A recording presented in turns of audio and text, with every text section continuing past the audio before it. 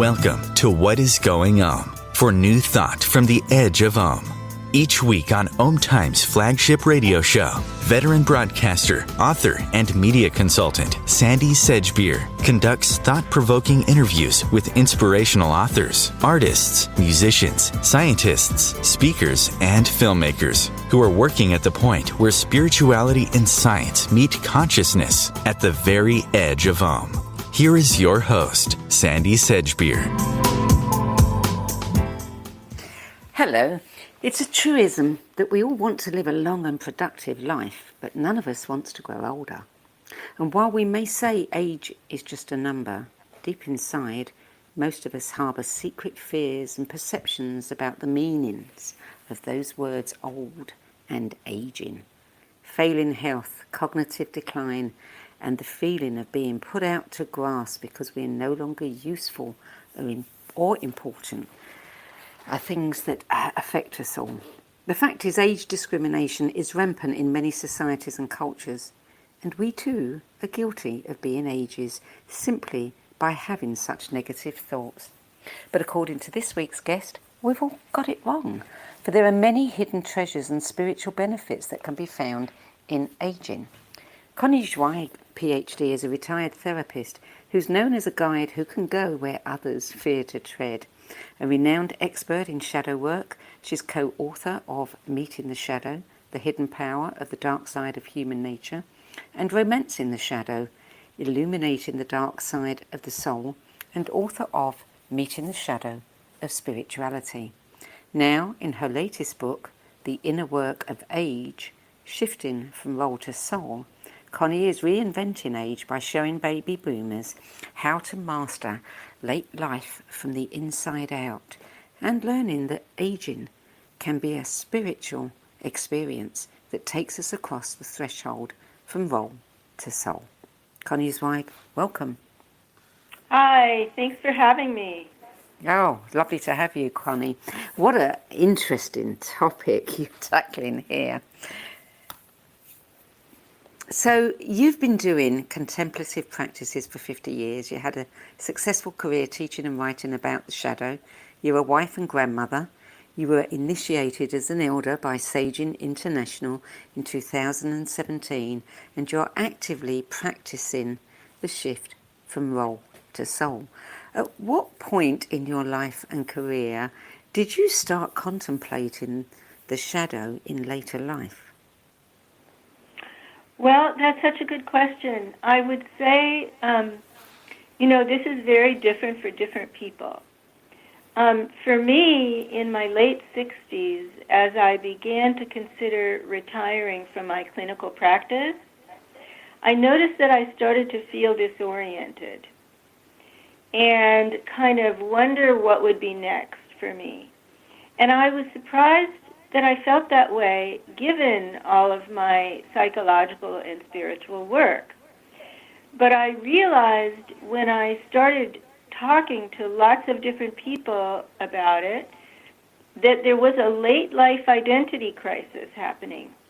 And I hadn't ever seen that written about before. We all know about the midlife identity crisis. But the late life crisis brings up these essential questions once again. Who am I? So that's what was coming up for me. Who am I if I'm not Dr. Connie, the shadow expert, the therapist, the writer? Who am I beyond these roles? And I began to read in the field of conscious aging or positive aging, and I discovered that there was really no literature that included the shadow or the unconscious and its influence over the aging process. And that's when I realized I needed to write another book. You're so right. Reading the book, I never thought I was an ageist, but I realised that I am. And I realised that it's very, nobody gives us a roadmap for aging, just like they don't give us a roadmap for parenting or grandparenting. We don't know how to deal with that part of our life. It's not something that we experience as we move through the other phases of life. So it is one of those experiences that can leave you feeling completely, I really don't know what the correct word is, but it can knock you for six when you realise you're in a position and you don't know how to handle it. You don't know how to be. You don't know what to think about it, and you don't know what to do. Yes, people described it to me in different ways. One said groping in the dark. Another person said she had no GPS, no internal GPS for this time. She wasn't oriented, and she couldn't find her direction north. Other people say they feel purposeless. So, there are different ways to describe this experience, and it's really, in Western post-industrialized culture, where we don't have a rite of passage to become an elder. There are some indigenous cultures that really include that passage and the honoring of this stage of life. But we don't have that in this culture. And so it can be, we feel like we're without a map. Yeah, incredibly disoriented. Well, the other thing about it is that there are so many experiences that are likely to happen to us at that stage of our life than at any other time. They can all come on at once with the health, cognitive decline, everything. Losing our jobs, losing our friends, losing our partners, losing our health. It can all happen. Yes, it can be really challenging, and those hits can pile up. And that's one of the reasons that I wanted to make this contribution, was to give people guidance for how to turn within and find a kind of refuge inside through spiritual practice and through emotional repair work, so that we could really have the inner strength and the grounding to get through these challenges in a way that we can find fulfillment. So, what are the treasures and the gifts that can be found in aging? Well, we started to talk about how the roles and responsibilities fall away. And so if I believe for many decades, I am the CEO, or I am the mom, or I am the therapist, or the teacher, or the salesperson, then those roles start to fall away. Let's say we're forced into retirement due to ageism, or we choose to retire from paid work, or we become ill, whatever the reason. And those roles fall away, and the structure of our days falls away. And that can happen for reasons other than retirement, but that's such an obvious one, it's kind of easy to talk about. So if I am not that role, then who am I? And the treasure here is to discover a deeper identity, an identity behind the masks and beneath the roles, an identity that some people would call spiritual. So, for example, this phrase, role to soul, I picked up from the spiritual teacher Ram Dass. I like it because it just says exactly that shift in identity from doing to being, from achievement to our essential worth. If the words don't work for you, like say soul doesn't resonate, that's fine. You can say this in your own way. You can say spirit or God within or higher self, but the shift in identity brings us a kind of freedom, a freedom from those roles and their limitations, a freedom to be more authentic, a freedom to have our voice in a real way, a freedom from obligation to a different sense of time, to a more flow sense of time, a freedom from image and how we look to other people, to, who we are, and the self-acceptance now of who we are. So there are many kind of treasures that are hidden behind the ageism that we carry as we age. You said you've discovered your own ageism. I had this experience before I wrote the book where I discovered that in myself, and I realized that I wasn't deeply accepting who I am now. And if I can't accept that, then I'm not going to really self-actualize during this time. I'm going to be in denial. And I gave a name to that part of myself that's in denial, the inner ageist. And when we experience that internalized ageism, then we project or we attribute to older people negative qualities. Like my friend, my 89-year-old friend who said, I don't want to be with old people, I'm not like them. So he's denying not only who he is himself, but also the value of other older people. And so one of the treasures is a really deep self-acceptance of the value of our life experience and the privilege of becoming old. You look at other cultures, indigenous cultures, where the older people are really valued. They're looked to for wisdom, and we don't seem to. We've lost that in the West, and we don't value old people, and we tend to put a high value on the young.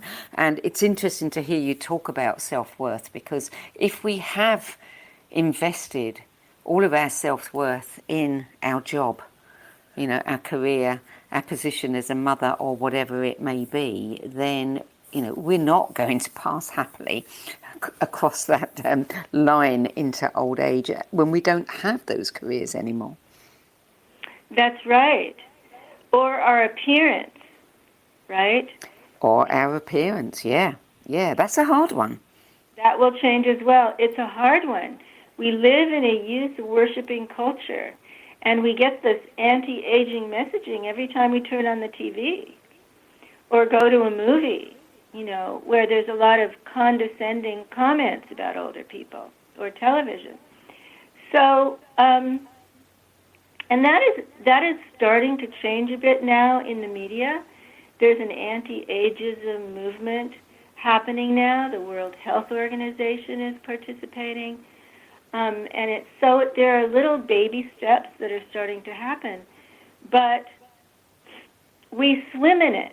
We swim in this messaging. I don't know what your early childhood experience was, but for me, I had no positive elder as a role model in my childhood. And my father used to make a lot of negative comments about older people. You don't think about it at the time, but what happens as a kid is you internalize that message. Yes. Yeah. Mm-hmm. And then you carry it with you through the lifespan so that you begin to feel doom and gloom as you grow older and think only about decline or uselessness or irrelevance. And I found research out of Yale University that was very startling for me, Sandie. This psychologist at Yale has spent her whole career studying the impact of that, the impact of internalized ageism, and the images that we embody from that, and how it affects our physical health. She was able to relate it to cardiac health.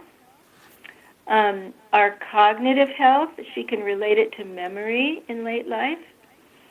Our will to live and our mental health, and even our longevity. And so when I saw that, I thought to myself, well, there's something we can do about that. If we can become conscious of those unconscious fears and beliefs and images, and this is my work with the shadow, if we can make them conscious, then we can actually change not only our beliefs about aging, but our experience of it. And that's part of what led me to write the book. I realized that I could teach that to people. Yeah, it's interesting what you said. The thing about when we are no longer, what we used to be. We remember who we were. We remember what we looked like when we were younger. And it's hard to let go of those images. And when other people meet us and only see what we are now, it's very hard. There's almost this urge to say, well, actually, I'm not this person that you're seeing. I'm this other person that I used to be. The person that we think we are inside still. Yes, it's the inside that we want people to see. And that's the shift from role to soul. Yeah. So that's the shift from doing to being, or from image to essence. And it's difficult to communicate from that place so that other people do see it. But we can learn how to have that essential communication with others so that they can see who we are. And I write about that in the book about illness. Yes. A friend of mine was dying of cancer while I was writing the book. And I spent 2 years taking care of her. And we would talk very openly, and we were very transparent with each other. And she looked awful, right? But awful according to whom, right? According to what standard? Yes. And we got to this moment where we saw each other as souls. We were souls on a journey together.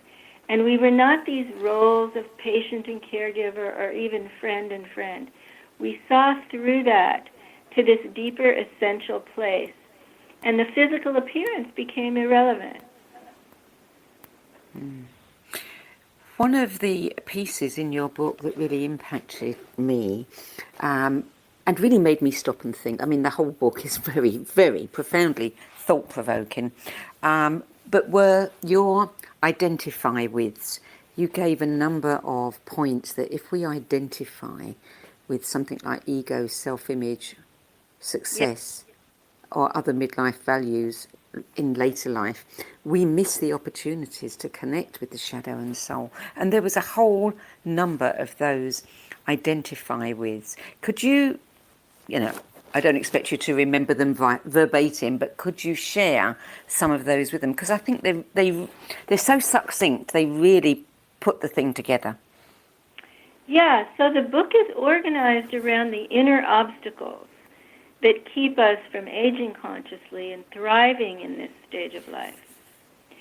And I call those inner obstacles shadow characters because they're unconscious in most of us. And shadow refers to the personal unconscious, where we store a lot of repressed or denied feelings and beliefs and behaviors.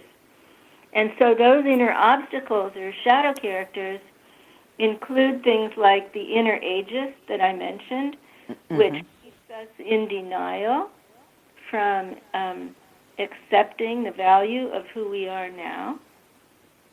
If we identify with doing and achievement and success, but we begin to slow down and our work is not, our life is not about our work, but we continue to identify with that, then we feel like a failure. We fear becoming invisible and irrelevant, rather than actually taking the time to contemplate who we are now and what we could do now, what we could contribute. So there are lots of other inner obstacles, and what I did is I presented, so there's an inner obstacle around time. So, for example, if we're stuck in the past, nostalgic, and wishing things were different, then we can't live fully present now. Or if we fear the future, we can't live fully here now. So there are these obstacles that are in the shadow, in the unconscious, around the issues of this stage of life. And then there are the developmental tasks that I offer to overcome each one. And they're practices from psychology and from spiritual traditions that anyone can do that can begin to turn our attention from those old identifications, those old identities, to something deeper. And as that begins to happen, we begin to feel like we become who we always were. We become who we were meant to be. It just got lost in all of the hubbub of midlife empire building, family building, career building, financial security building. And that essential self begins to move forward now as our egos move backward, and we start to be able to let go of the ego's agenda, its effort to control everything, and we begin to see life and experience life very differently. So what does it mean to be a sage or an elder? I mean, if this is what we are aiming for, what does that look like? And is there a difference between them?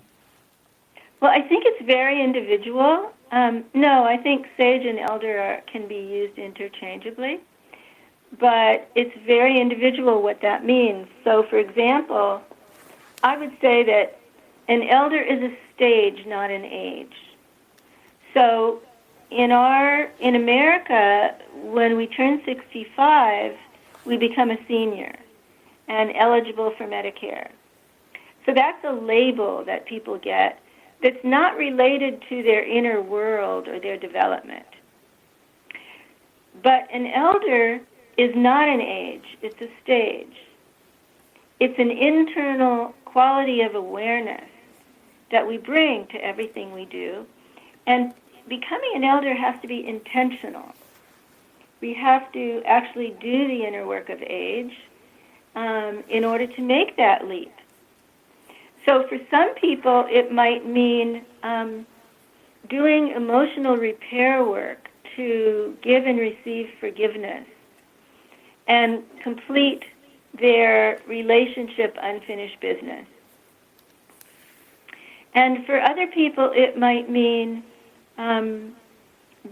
completing spiritual unfinished business. Like, let's say they're suffering about a fear of death and going to hell from old religious training. How can they work that through? How can they learn how to believe and feel about the divine or spirit and about dying that really reflects their whole life experience and who they are now? And that helps them prepare for the end in a way that is with awareness, with consciousness. So if we took two people, one is 55, and she's compassionate, and she's in service to something larger, and her heart is open, and she knows how to communicate.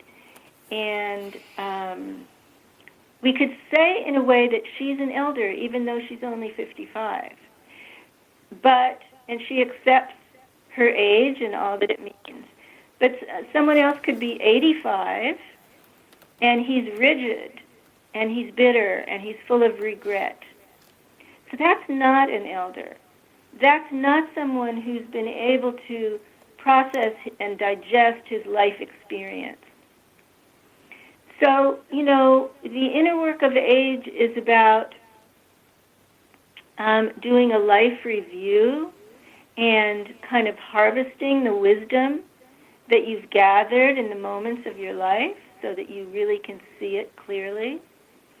And a lot of these tools are in the book and written in a way that you can kind of do them as you go along. You can take your time and really contemplate it and really come to a moment where you recognize that you're fulfilled. And the fulfilled elder is, it's a different blueprint than a senior or an old person who feels regret, remorse, self-hate, doesn't want to be with other older people. That's kind of a long answer for you. No, it's a very good answer.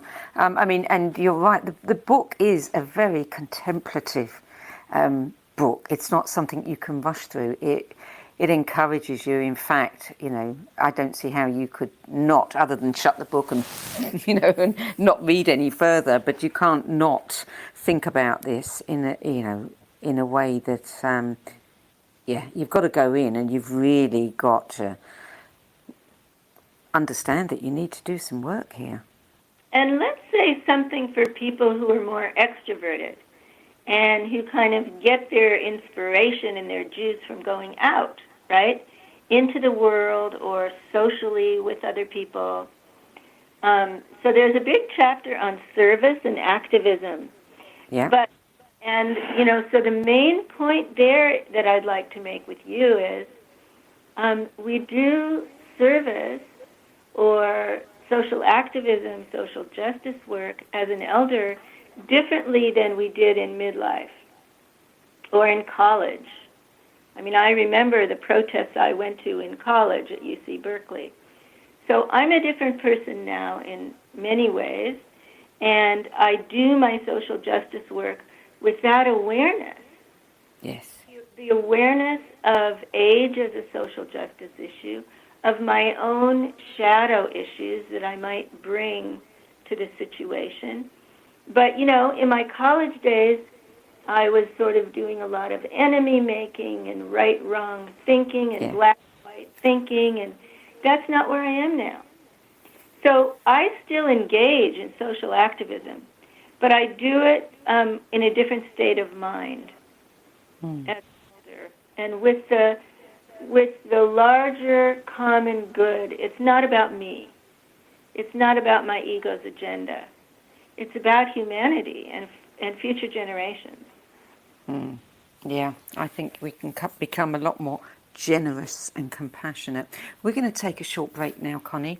You're listening to What Is Going On. I'm Sandie Sedgbeer, and I'm speaking with retired therapist, author, and expert on shadow work, Dr. Connie Zweig, about her new book, The Inner Work of Age, Shifting from Role to Soul, which reveals how to use inner work to uncover and explore the unconscious denial and resistance that erupts around 3 key thresholds of later life. We'll be back with more wisdom from Connie Zweig after the break. The future of internet radio is here. OMTimes Radio, IOM FM. Being a radio host on IOM FM allows you to build your show on a rich platform with the power of the internet to fulfill your outreach goals and connect with a very specialized and global online audience, unlimited by time and distance. OMTimes Radio will provide you with web relevance, a recognizable conscious brand, and with the standard of excellence that has accompanied every single OMTimes endeavor. Host your show with OMTimes Radio Network. Vox Novus, the new voice. Vox Novus, the new dimension. Vox Novus, thought and movement leaders who will share from their experience and offer tools to help us navigate our rapidly changing world. My name is Victor Furman. Join me every Thursday at 8 p.m. Eastern on OMTimes Radio for Vox Novus, the new voice. Mental health. Most people think it means mental illness. Most people are wrong.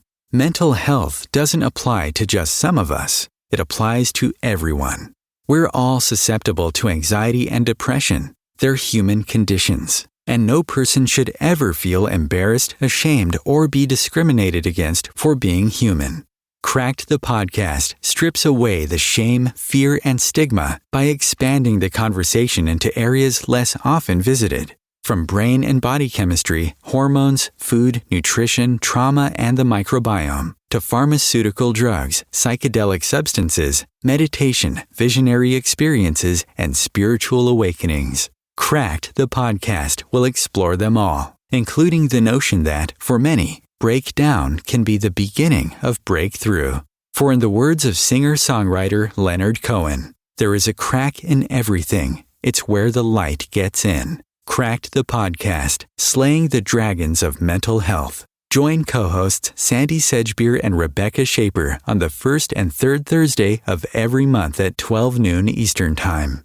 COVID-19, brought to you by CDC and the Ad Council. If you're feeling increasingly lonely right now, you're not alone. It's totally normal. Even though we may not be able to get together in person, connecting virtually with friends and family still gives you a chance to interact with people and may help raise your spirits. Join a virtual book club, set up group text chats, or online video coffee breaks with coworkers. Find more self-care and coping tips at coping-19.org. Welcome back. Connie Zweig, in The Inner Work of Age, you wrote that Ron Pevney, author of Conscious Living, Conscious Aging, had said that for life transitions to become successful rites of passage, they require 3 steps. Tell us about those 3 steps. Yes. The framework of the book is that entering late life is a rite of passage. And we really are lacking rites of passage in Western post-industrial culture, right? We have them early in life, sometimes with birth and christening, bar mitzvahs, graduations, but we don't have that at all for later life. So every rite of passage begins with letting go of old forms, old identities, worn-out roles, beliefs, possessions, releasing the past, and then stepping into the unknown. We call it liminal space. So that's the second step. Being with uncertainty for a while, like a butterfly in the chrysalis, it's not yet formed. And then emerging renewed, and in this case, renewed as an elder, revitalized with new purpose as an elder. So those 3 stages are kind of the framework for the book and for doing the inner work. And you and I were talking about the inner obstacles. There are inner blocks at each step of the rite of passage. So, if we can't let go of an old identity and we just cling to it, like I had a client who was 74 and he just couldn't leave his business. And he was exhausted and he wanted to be with his grandkids, but he couldn't do it. He couldn't let go. Finally, as we worked together with shadow work, we discovered that he had this inner image of the useless retiree because his grandfather had just sat in front of the TV for decades later in his life, and this man had internalized that and realized that he would be a useless retiree if he left his company. And as we worked with that more and more, he was able to go part-time. He started a painting class, and then he was able to pass on the business to somebody else and actually love painting and time with his grandkids. So that happens gradually as we let go of those inner obstacles, those internal images that keep us from the letting go stage of the rite of passage. And then the second part, we can get stuck in the uncertainty or the liminality or the formlessness, the unknown. And we can get stuck there in a kind of lethargic way.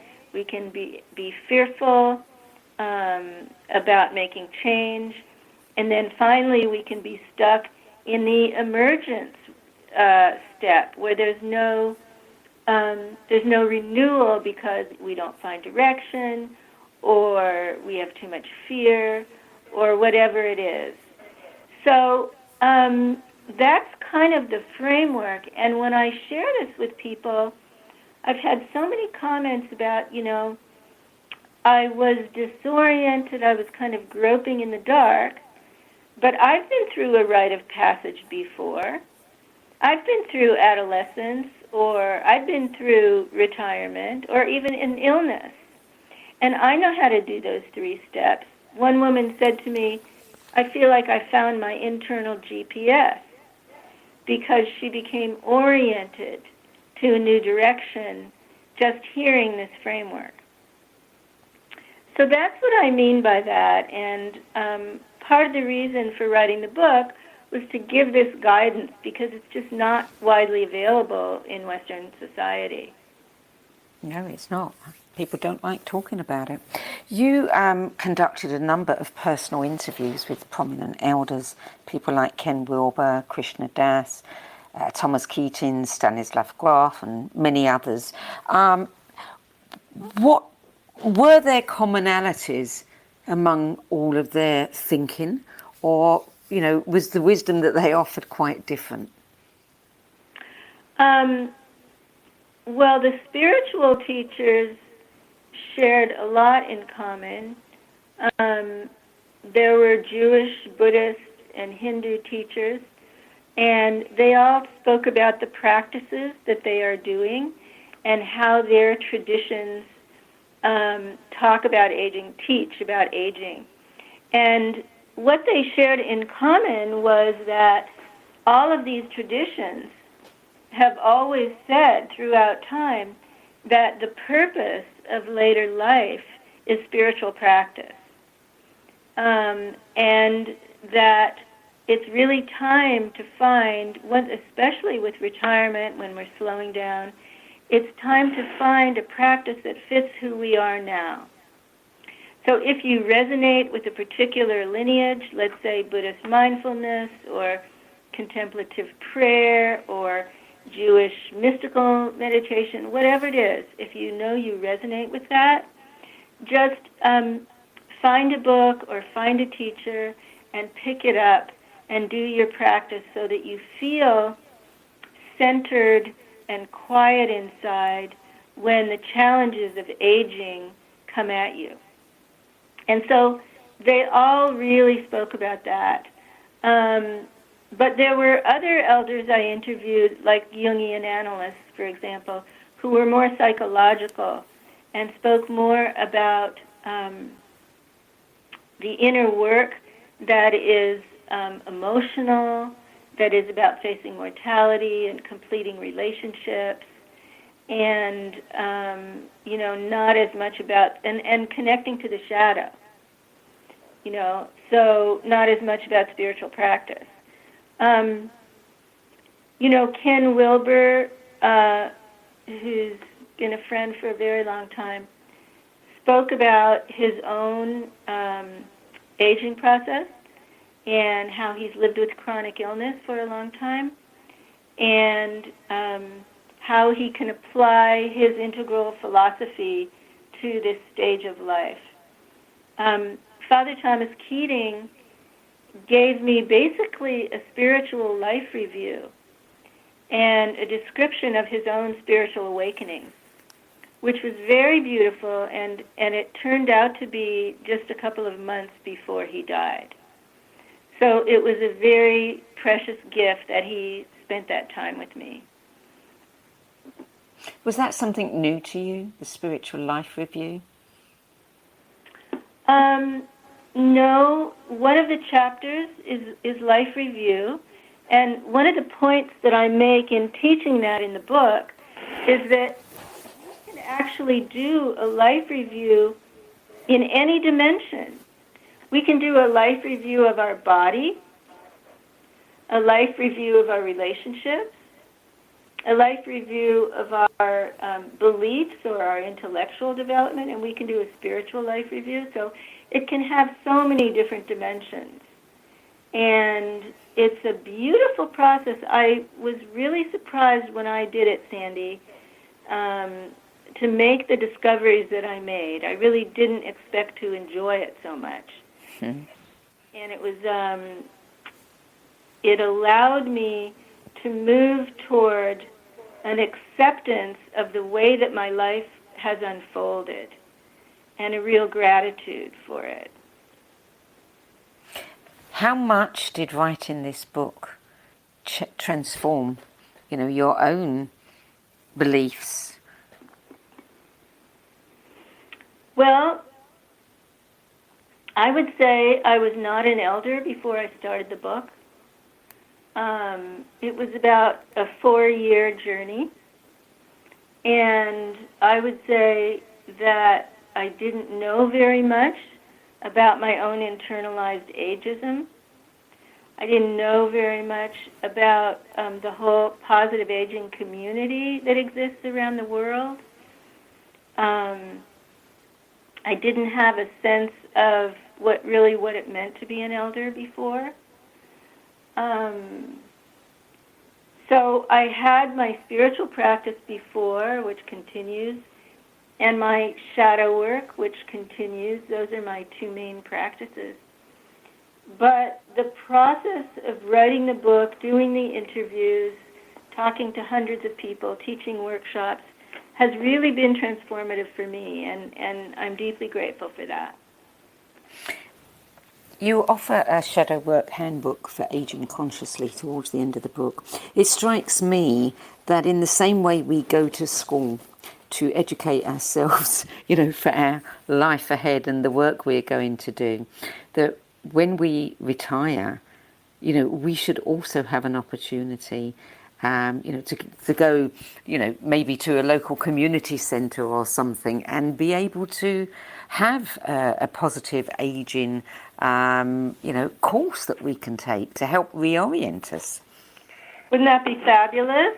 Wouldn't it just? Yeah, I don't know. There are programs online now. There are both conferences and workshops online. For example, Saging International, which is SAGE-ING, which is the community that initiated me into elderhood, is holding a big conference online in October. I think it's the last weekend in October, with lots of wonderful speakers. There's also a group called Elders Action Network, which is for more politically active, socially conscious elders who want to get engaged. They're doing fabulous stuff online, so it's international. And, I could go on and on. There's a lot that's happening now online in the positive aging community, but not in the conventional institutions. Like you said, can I go to a school and a classroom? I don't think that's happening too much. No, it should be. And maybe, the perfect thing is for people to be trained by you based on your shadow work handbook, and then they can go out, and that's their gift to society, is to help others make this transition. Well, one of my hopes is that psychotherapists buy the book, or caregivers, people in the world of senior living, people who are working with elders in their practices or in their institutions, because they could then work with their clients to take these steps through the Rite of Passage. And that's kind of how I would envision this being multiplied. I've got a few events here in Los Angeles, with therapist organizations, but I don't know how to do that on a wider scale. Yeah, it's a shame, isn't it? Because, these things that we most need, like, having a manual for how to be a parent, how to be a grandparent, how to be an elder, are so critical. Yes, it's true. Yeah. Well, maybe somebody will say, I'm going to start a different kind of coaching organisation where we can actually offer coaches to help people make this transition from one phase of life to another. We've got about probably, about 7 minutes left. Tell me, what do you think that we can do as a society to, shift the perceptions, shift the psychology around this?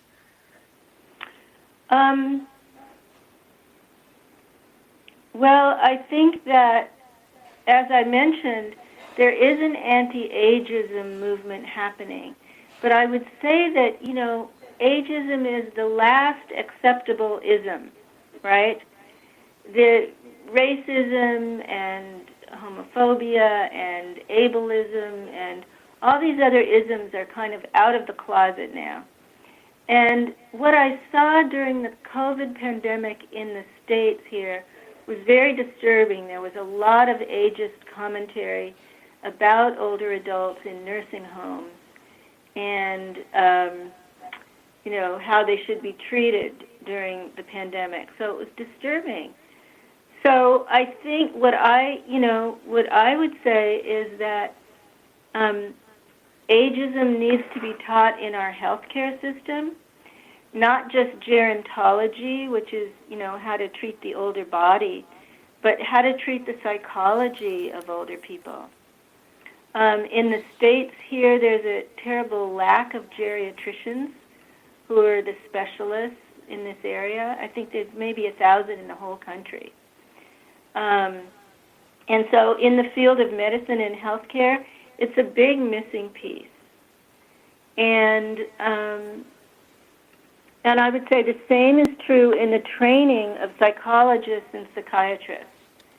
Even if people have one gerontology class, they don't learn what I'm writing about, which is how to actually help people become elders, how to guide them through this longevity that we've all been given now, this unprecedented stage of life in human history. And there's no sort of guidance about how to assist people across the threshold to become an elder and to thrive. So as the health span catches up with the lifespan, as people stay healthier longer and longer into their 80s and 90s now, we really need new training and new guidance about the development that's possible, the emotional and spiritual development that's possible at this time, about how to do our psychological and spiritual practices, how to transmit them to other people. And even if it's only in a family, how do you sit down with your grandmother and honor her as an elder? How do you open that conversation? Yeah. How do you? Yeah. Now, some grandparents, just love to tell their stories about their lives, and that's a part of it. But now people are making videos about their stories and leaving that legacy for the family. Mm. People are finding new creative outlets in their late life and leaving those objects as legacies for the family. I have a lot of paintings by my mother in my house.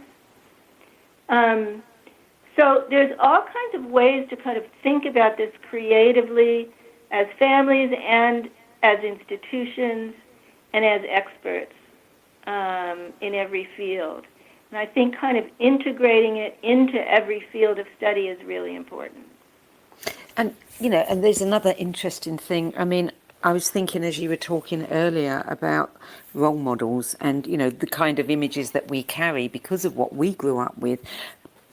Baby boomers, my generation, your generation, we didn't have great images of, the elders in our life at that time. I mean, they would have been born in the 20s, 30s, 40s, whatever. But we have an opportunity now to create new role models for the future generations. Exactly. So I'm aware when I'm with my grandkids that I'm actually modeling for them what it is to be a person in your 70s. Yeah. They're unconsciously internalizing that from me and seeing me thrive and write a new book and really enjoy myself. It's having an impact on them, even unknowingly. It's having an impact on them, which I didn't experience as a child. I didn't have any positive modeling like that. So that in itself is a gift because they will grow up differently. Yeah, they will grow up differently. They'll grow up in a completely different culture. I love the fact that so many companies are now embracing, older people, beauty companies, cosmetic companies, fashion companies even. It is beginning slowly Yes. to open up. Yes, there's some magazines who've now agreed not to use the word anti-aging. Mm-hmm. models who are in their 70s and 80s now, who are just radiating beauty. And so, the messaging is starting to change. I don't think it's on a grand scale, but I think it's beginning. And there's even an age justice movement in the U.S. that's happening now. So there are steps that are being taken. And we also see a lot of elders in the political world in Europe and the U.S. Whether or not we like their politics, we actually see them energetic and inspired and, fighting for the common good. You quoted a lot of startling statistics in the book. What is happening in the workplace? We hear these little bits here and there, but I've not seen it happening, as a real cultural shift in the workplace of employing and valuing the experience of older people. There's a lot of companies that still only want the young. Yes. My husband and I were watching a new show on Netflix last night called The Chair, which is about a chairman of a department at the university. You know about that? Yes, and yes. So much ageism in the show. I mean, they're really kind of exposing how older faculty members are treated and how much they want them to retire and be pushed out. So I don't know the stats off the top of my head now, but what I know is that in the U.S., there are 10,000 baby boomers turning 65 every day. And so that's having a tremendous impact on the workplace. Some are retiring and some are not. Some are forced out and some are staying, whether because they love their careers or for financial needs. But that's having a big impact, and in the U.S. what seems to be happening is that now there's a generational battle for resources. So the younger people want the job, and they don't want, the social safety net for the older people because it's reducing it for them. And that whole framework of sort of, have and have not, the pie is too small, is very difficult. It's very sad for me because the healing needs to come through the generations working together now on the larger causes, and that is happening with climate change. I just saw Jane Fonda, who's 83, get together with Greta Thunberg and form a new organization for elders to fight climate change. Beautiful, yeah. Yeah, the intergenerational stuff is happening in many ways with mentoring and volunteering and stuff. So it's sad to me that there's this kind of battle over resources in the way that people are defining it. But, it's complicated. And most people do not have the tools for this time of life to really learn about themselves and deepen their self-knowledge and discover how to thrive now, just as we've been saying. And so that's really what I hope that my book will contribute in a small way. Oh, believe me, it does. I mean, it's one of the most thought-provoking books that I've read in a long time and very helpful. It's made me look at, the elders in my life a little bit more closely and also myself. Well, thank you, Sandie. I so appreciate your comments. Well, Connie, thank you so much for joining us. I mean, it really is a very timely book. And as I say, it's not just for baby boomers. I think all of us should be reading this book and, rethinking our perceptions about age. I know many of my friends would so much benefit from your book. And, I was going to ask you, where should people start? Well, I don't think there is a better place to start than to go and read your book. That's a perfect place. Connie Zweig, thank you so much for joining us today. Much appreciated. Thanks. The Inner Work of Age, Shifting from Role to Soul by Connie Zweig is published by Park Street Press, a division of Inner Traditions. And believe me, it really is a profoundly thought-provoking book that offers shadow work and many diverse spiritual practices to help you break through denial to awareness, move from self-rejection to self-acceptance, and repair the past to be fully present. You can find out more information about Connie's other books, you can read her blogs, and you can sign up for her workshops at conniezweig.com. ConnieZweig.com. That's it for tonight's show. I'll be back at the same time next week with another edition of What Is Going On. Till then, it's goodbye from me.